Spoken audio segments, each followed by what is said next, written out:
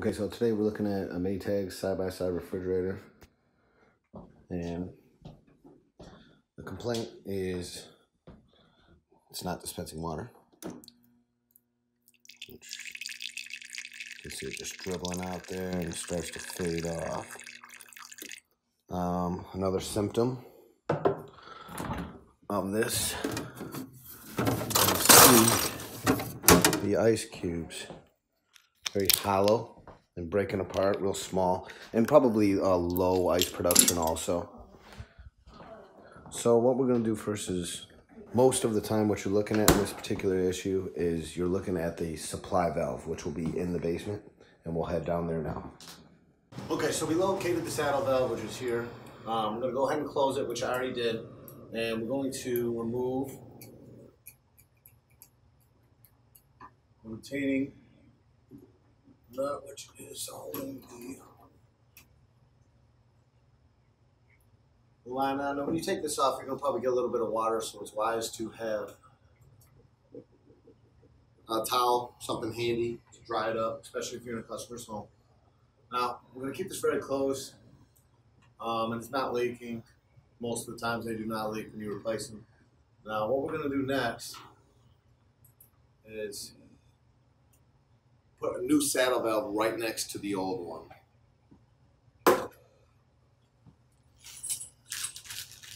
This is what they call a saddle tap valve. It's an STV2.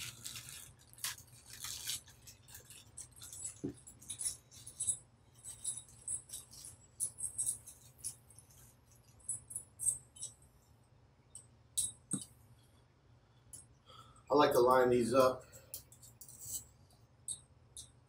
Get them running a little bit here.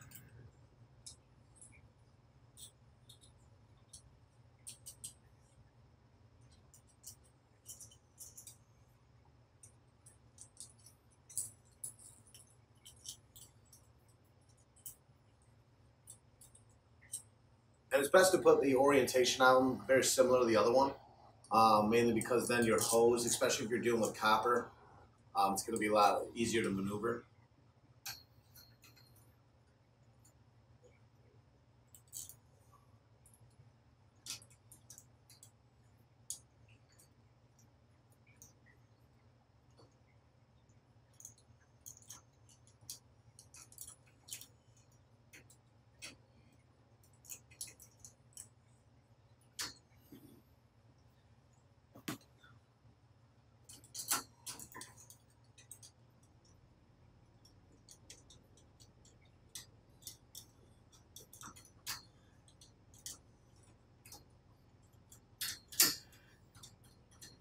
So we're going to tighten these down. You're going to get nice and close.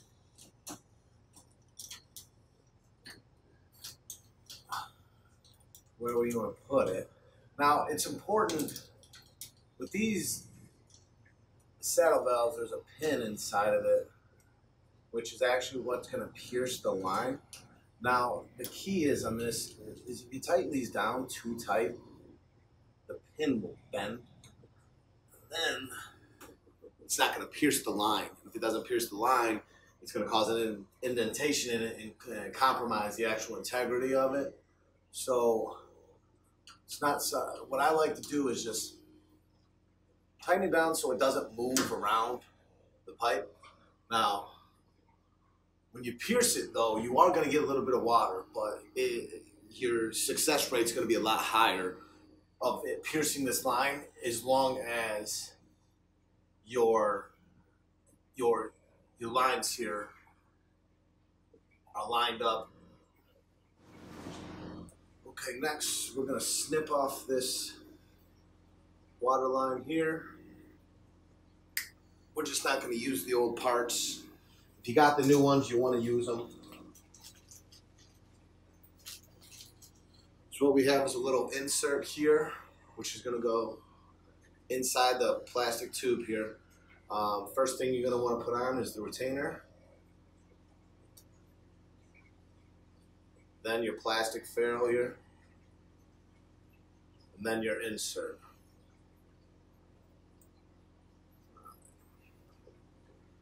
Feed it in. Now this one, you're gonna wanna get nice and tight in there.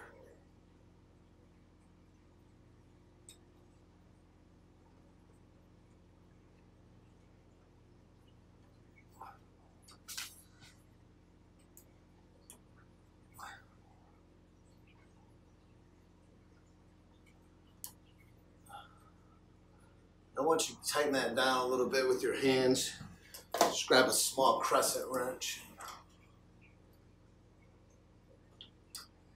Tighten it up. But again, remember your screws are not down all the way. That's holding it against the copper pipe. So you want to support it with your other hand. Get that on there tight. Now the next move we're going to do is actually pierce the line. So what we're going to do is screw this in and make sure you get a nice firm full turns. And now remember, have your Phillips ready to tighten this down once we pierce, because we are going to start getting water. Make sure you have a towel handy, especially if you're in a customer's home.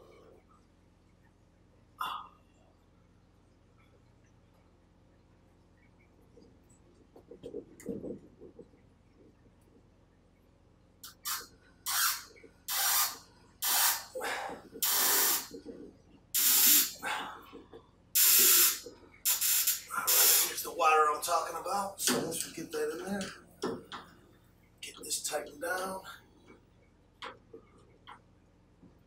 You can see the water stop dripping here, so we'll get that cleaned up when we complete this.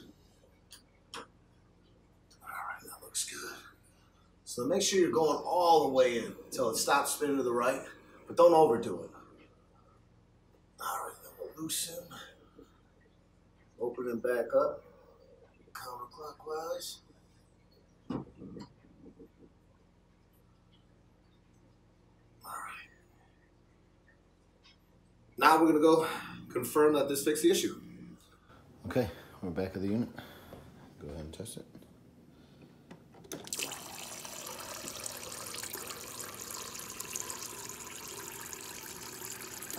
All right, water pressure issue is rectified.